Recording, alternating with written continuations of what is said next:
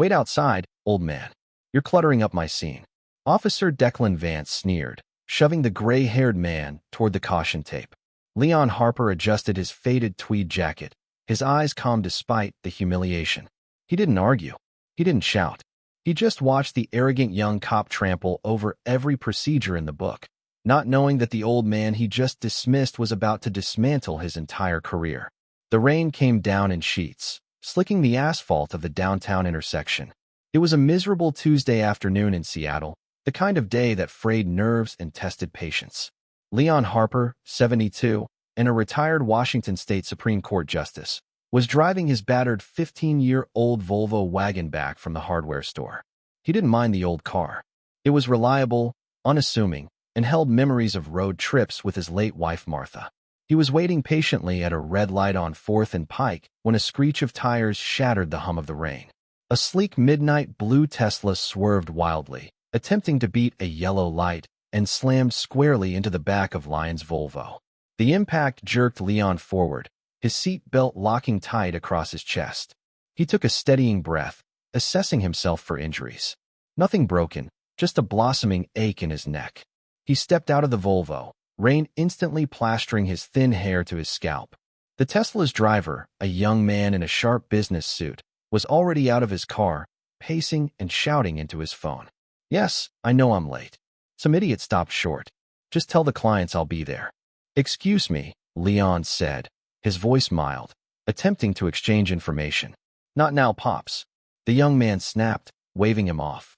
"I've got a multi-million-dollar merger on the line." Before Leon could respond, the wail of a siren cut through the traffic noise. A patrol car pulled up, lights flashing, and out stepped Officer Declan Vance. Vance was in his late 20s, built like a linebacker, and moved with a swagger that spoke of someone entirely too comfortable with his authority. Vance took one look at the scene.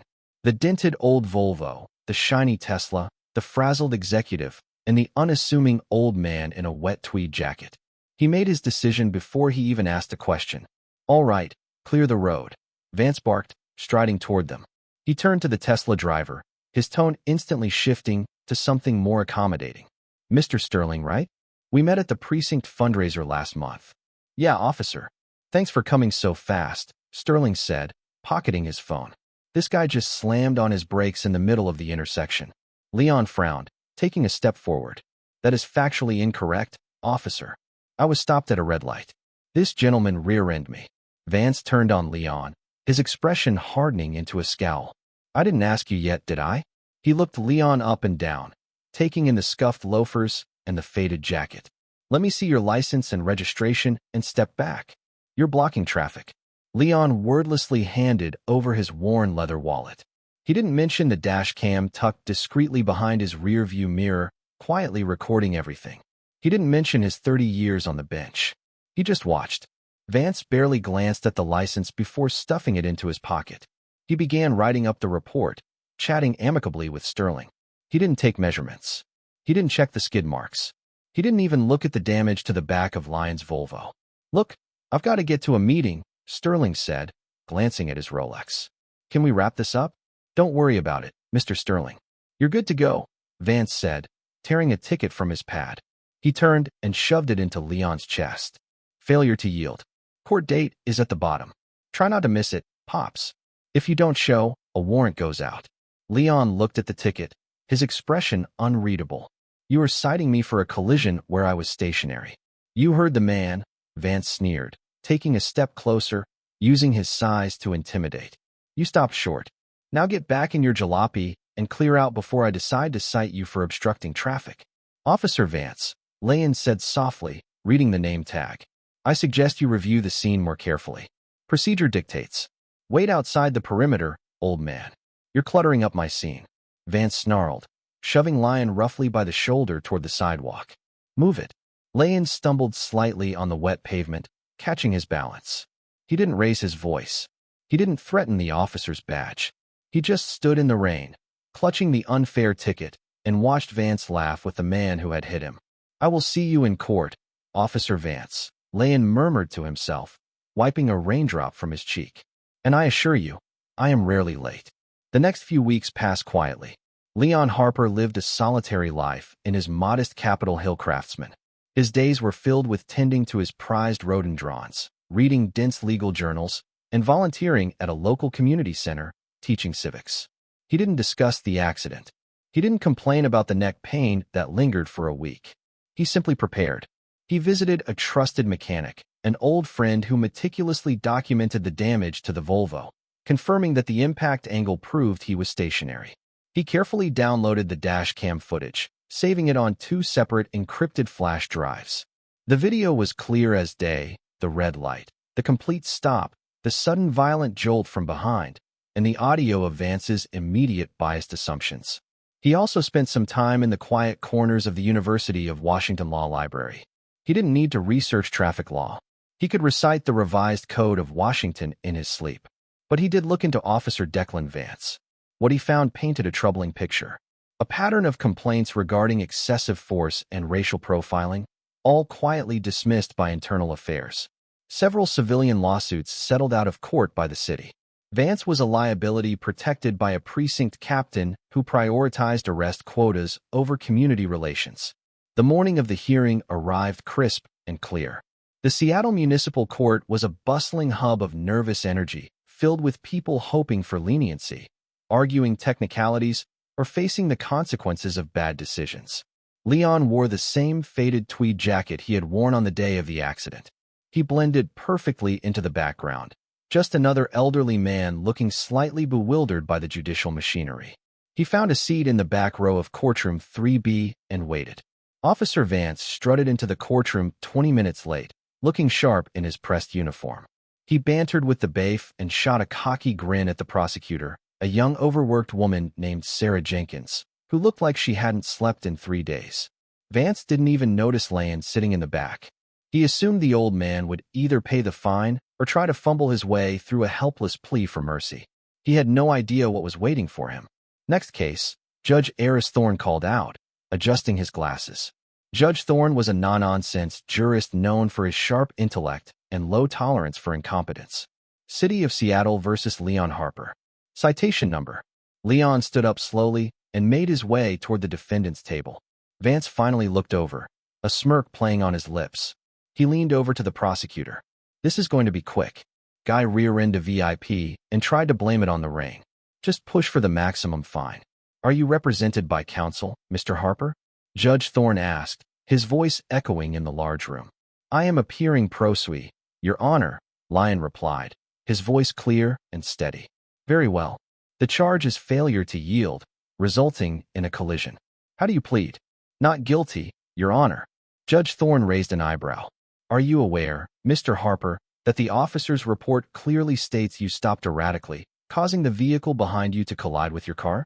I am aware of what the report states, Your Honor. I am also aware that the report is entirely fabricated.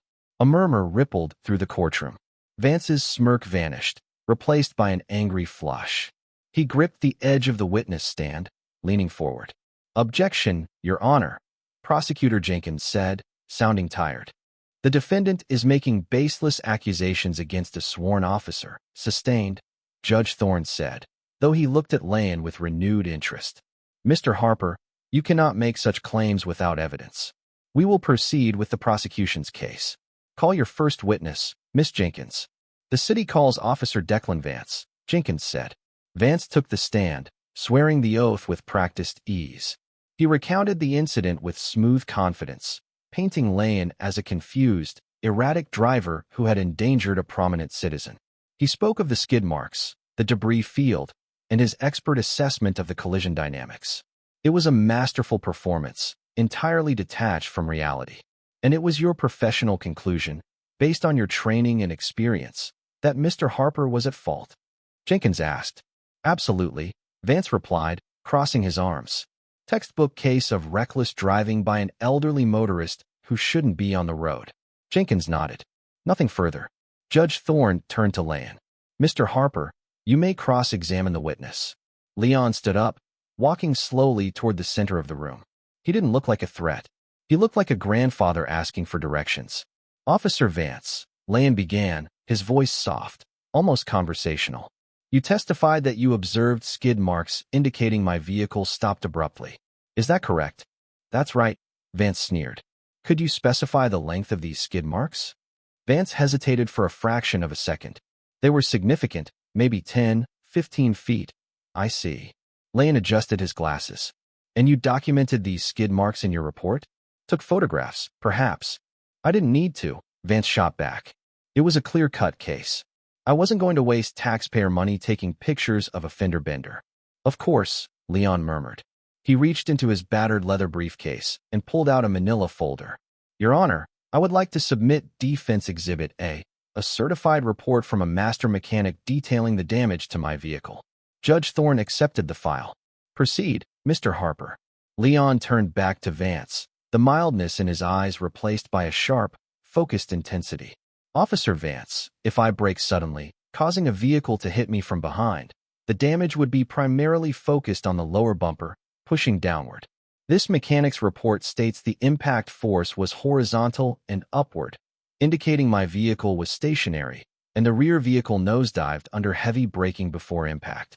How do you reconcile your textbook assessment with the physical evidence? Vance glared at him, the confidence cracking slightly. Mechanics make mistakes. I was there. I know what I saw. But you didn't see the accident, did you, officer? Leon asked, his voice dropping slightly, demanding attention. You arrived after the fact. You spoke with Mr. Sterling, a man you recognized from a fundraiser, and you decided I was guilty before you even asked for my license. That is a lie, Vance growled, his face turning red. I conducted a thorough investigation. Did you? Leon asked, turning to face the judge. Your Honor, the defense calls its first witness, and I believe it will be the only witness we need. The courtroom was silent, save for the rhythmic tapping of Judge Thorne's pen against his desk. He looked intently at Leon Harper, the elderly man in the faded tweed jacket, who had just dismantled a police officer's testimony with precision and quiet authority. Mr. Hubba, Judge Thorne said, his tone cautious. Who is your witness? Leon didn't flinch. He reached into his worn briefcase and retrieved a small encrypted flash drive. He held it up between his thumb and forefinger. My witness, Your Honor, is the dash cam mounted in my vehicle. It recorded the entire incident, visual and audio. A collective gasp echoed in the gallery. Prosecutor Jenkins bolted upright, her eyes widening. Officer Vance gripped the railing of the witness stand so tightly his knuckles turned white. His face drained of color, the arrogant smirk completely erased. Objection, Your Honor. Jenkins scrambled to her feet. The prosecution was not made aware of any video evidence during discovery. This is an ambush. Leon turned to her, his expression serene. Ms. Jenkins, as a proc defendant, I am not bound by the same reciprocal discovery rules unless specifically requested. You did not request any evidence from me. You relied solely on the officer's report. Judge Thorne narrowed his eyes, looking from Lane to the prosecutor. He is correct, Miss Jenkins. The prosecution assumed this was a routine traffic violation and neglected to file a discovery request. The evidence is admissible. He gestured to the bailiff. Set up the monitor. Let's see what this dash cam recorded. The bailiff wheeled a large television screen into the center of the courtroom and connected the flash drive. The room went still as the video began to play. It showed the rainy Seattle intersection, the red light clearly visible. The timestamp at the bottom proved it was the exact date and time of the accident. Leon's Volvo was completely stationary for a full 15 seconds, then the violent jolt. The camera shook violently, capturing the sound of shattering glass and crunching metal. The audio picked up Sterling's frantic yelling on his phone, complaining about an idiot stopping short. The courtroom watched in utter silence as Officer Vance arrived. They heard the clear audio of Vance greeting Sterling like an old friend, discussing the fundraiser. They watched as Vance's immediately aggressive demeanor toward Lane. And then the audio played loud and clear across the courtroom. Wait outside the perimeter, old man. You're cluttering up my scene. Move it. Followed by the sound of Vance shoving Lane. The video ended. The silence that followed was heavy, thick with shock and disbelief. Prosecutor Jenkins sank slowly into her chair, her face buried in her hands. She knew her case was dead, and worse, she had just suborned perjury from a police officer on the stand. Judge Thorne's face was an expressionless mask, but his eyes burned with quiet fury. He turned slowly to look at Officer Vance, who was sweating profusely, his eyes darting toward the exit. "Officer Vance," Judge Thorne said, his voice dangerously soft. "Would you care to revise your testimony regarding the skid marks or the thoroughness of your investigation?" Vance swallowed hard, his throat clicking audibly in the quiet room. "Your Honor, the angle of the camera, it doesn't show the whole context." "Context?" Judge Thorne thundered, slamming his gavel down. "It shows you lying on my stand, Officer Vance. It shows you falsifying a police report to protect a wealthy driver while harassing and physically assaulting an elderly citizen." Vance shrank back, his bravado entirely shattered. I made a mistake, Your Honor. It was raining. I was rushed." "You didn't make a mistake, officer.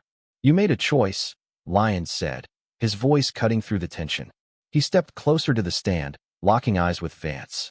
"You chose arrogance over duty. You chose prejudice over procedure. You saw an old man in a cheap car and decided he didn't matter." "Your Honor, I move to dismiss the charges against Mr. Harper with prejudice," Jenkins said quickly, standing up. "The city withdraws its case." "Granted," Judge Thorne said sharply. He pointed a finger at Vance. "But we are not finished here. Officer Vance, I am referring this matter directly to the District Attorney's Office for investigation into perjury, falsification of official records, and assault under color of authority. You are dismissed from this courtroom." "Bailiff, escort him out." Two bailiffs stepped forward, flanking the disgraced officer. Vance stood up, his uniform suddenly looking too big for him.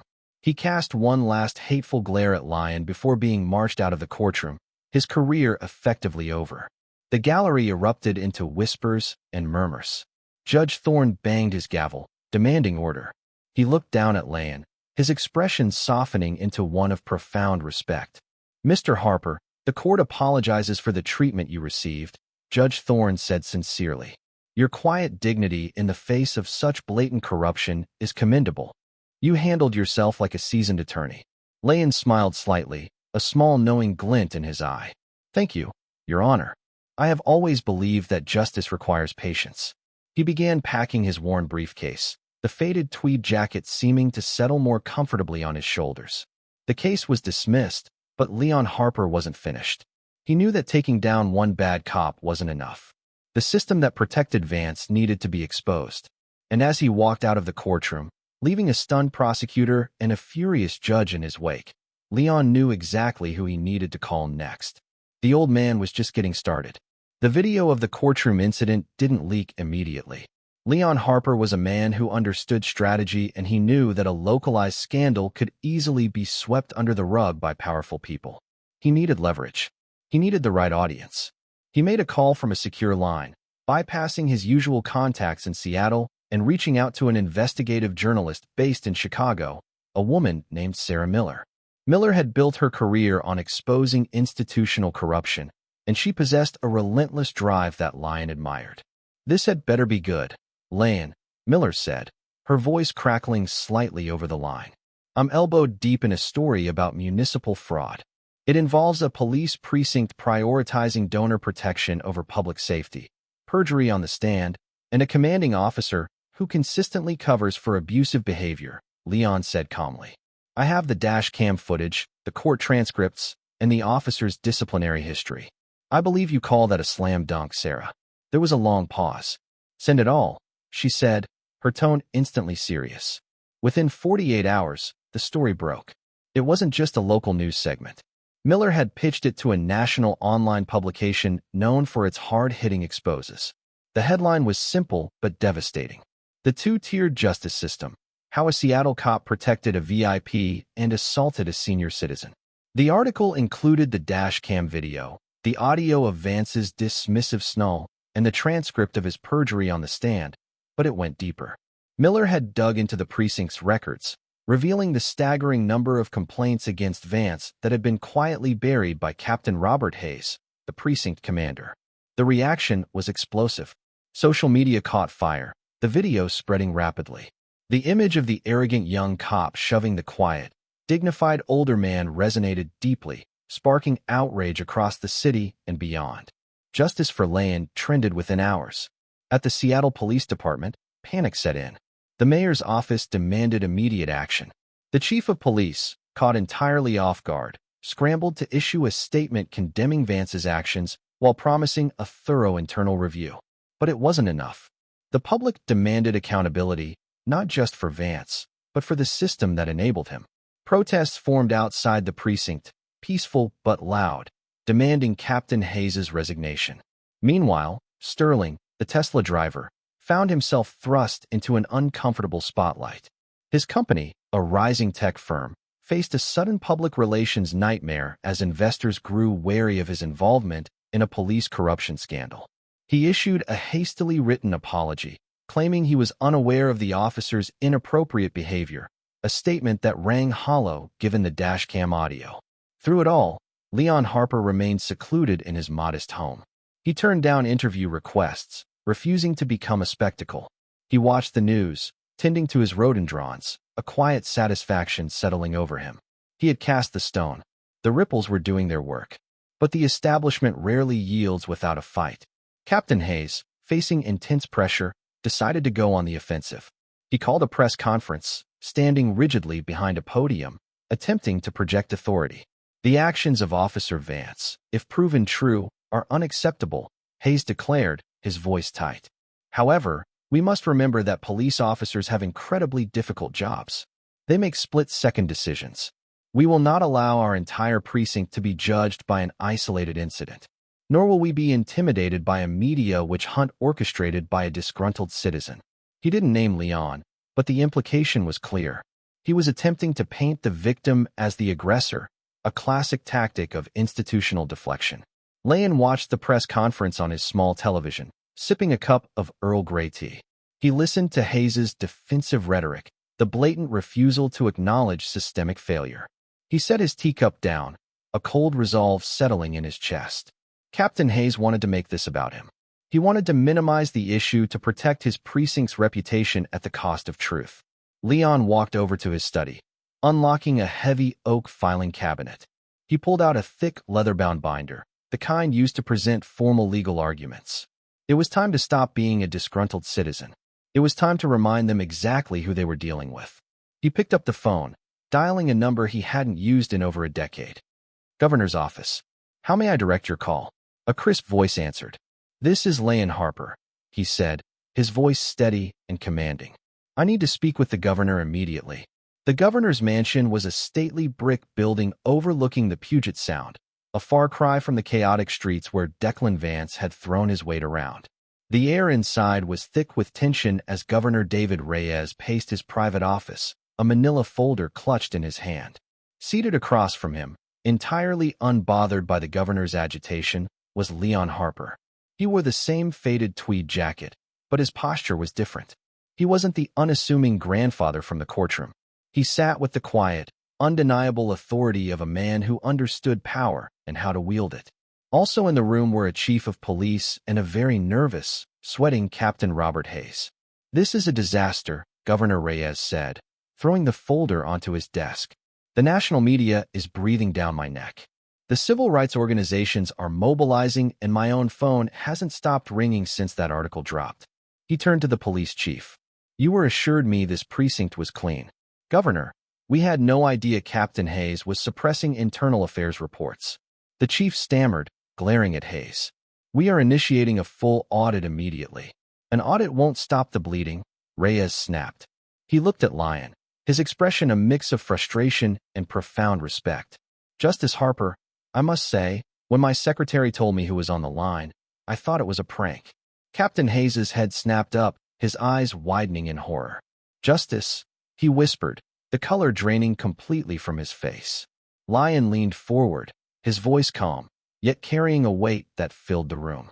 I retired from the state Supreme Court 10 years ago, Governor. I prefer a quiet life, but when I am assaulted by an officer of the law, and then witness that same officer commit perjury under oath, while his commanding officer attempts to dismiss the incident as a witch hunt. He paused, locking eyes with Hayes.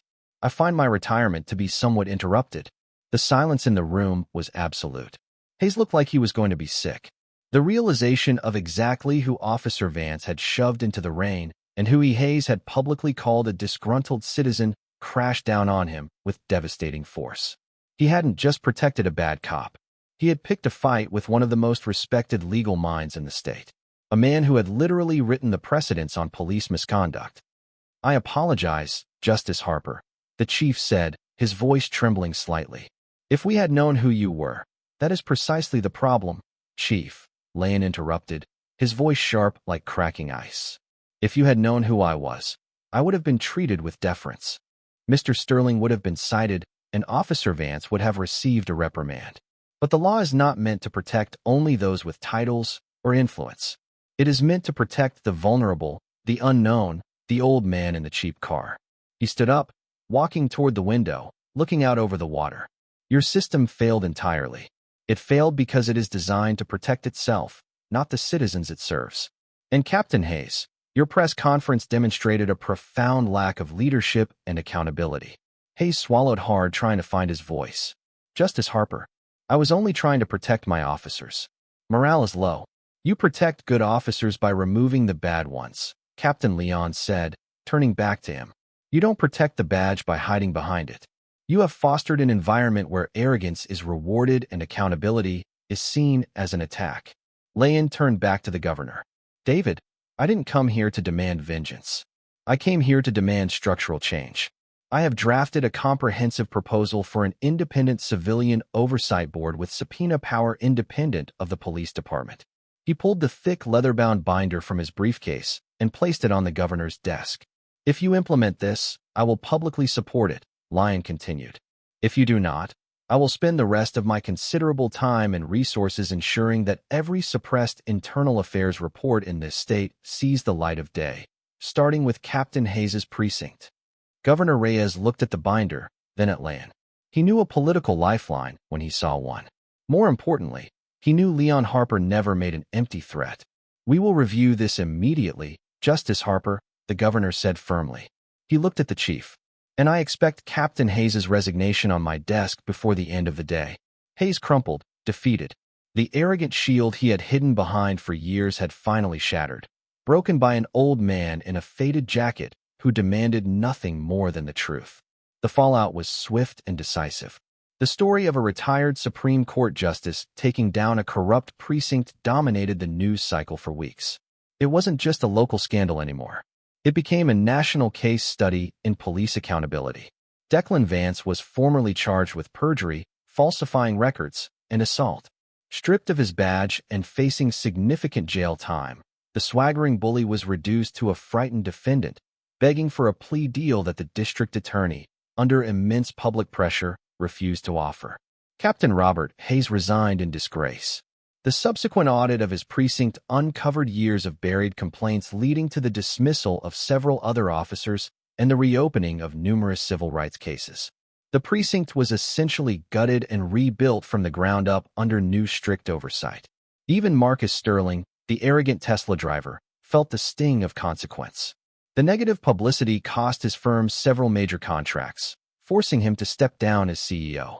He learned the hard way that entitlement and a fast car couldn't outrun public outrage. Through it all, Leon Harper returned to his quiet life. He didn't give interviews. He didn't accept invitations to speak at rallies. He simply went back to his rhododendrons, his legal journals, and his volunteer work at the community center. He had done what needed to be done, not for glory, but because it was the right thing to do. Months later, on a crisp autumn morning, Lane was driving his newly repaired Volvo to the hardware store. He stopped at the same intersection, 4th and Pike. The light was red. A patrol car pulled up in the lane next to him. Lane glanced over. The officer behind the wheel was young, perhaps fresh out of the academy. She looked over at Lyon, taking in the old car and the elderly driver. She didn't sneer. She didn't look for an excuse to assert dominance. Instead, she offered a polite, respectful nod. Lane nodded back, a small smile touching his lips. The light turned green, and they both accelerated smoothly, sharing the road. The system wasn't perfect. It never would be. Power would always attract those who sought to abuse it, and arrogance would always try to silence the vulnerable. But change was possible. It required vigilance, courage, and the unwavering belief that justice wasn't a privilege for the powerful, but a right for everyone. Later that afternoon, Lane sat on his porch, a cup of tea in hand, watching the leaves begin to turn. He opened a letter that had arrived in the mail that morning. It was from the newly formed Independent Civilian Oversight Board, thanking him for his foundational work and asking if he would consider serving as an honorary advisor. He read the letter twice, a deep sense of satisfaction warming him against the autumn chill. He thought about Declan Vance, about Captain Hayes, and about the sheer arrogance that had led to their downfall. They had looked at him and seen weakness. They had seen an old man they could push around. They hadn't realized that true power doesn't need to shout. It doesn't need a badge or a fancy car to demand respect. True power lies in patience, in integrity, and in the quiet, unyielding commitment to the truth. Leon picked up his pen, a small, knowing smile returning to his face. He wrote a brief, polite reply, accepting the advisory position. He wasn't done yet. The law was a living thing, and it required constant tending. And if anyone else ever decided to mistake his quiet demeanor for weakness, well, the old man was always ready for